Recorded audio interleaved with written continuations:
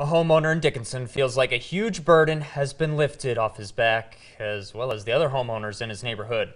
Steve Kirch met up with him to find out why. Dickinson resident Tom Fisher has lived along Patterson Lake for the last 7 years. I initially wanted to move out here because it is the most beautiful place in the city. But he doesn't own the land his house sits on. It's owned and managed by the Bureau of Reclamation.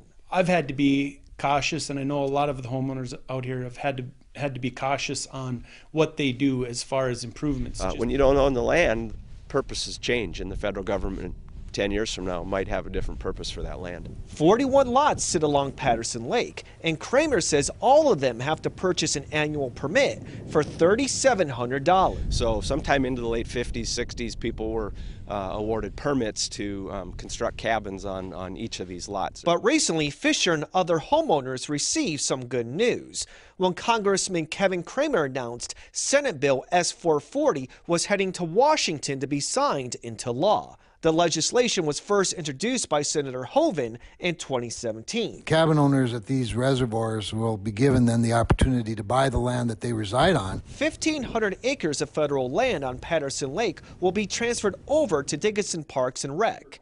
It will enable homeowners the opportunity to buy the lot their home sits on. Finally get the burden off our shoulders and be able to just move forward with planning for the rest of all of our lives. Once the bill is signed by President Donald Trump, the state legislature will have to pass a bill allowing Dickinson Parks and Recreation the authority to sell the land. So once the land is deeded to the park district, then we will have to define 41 boundaries, survey them, and then appraise the value. And then finally the last step will be to sell.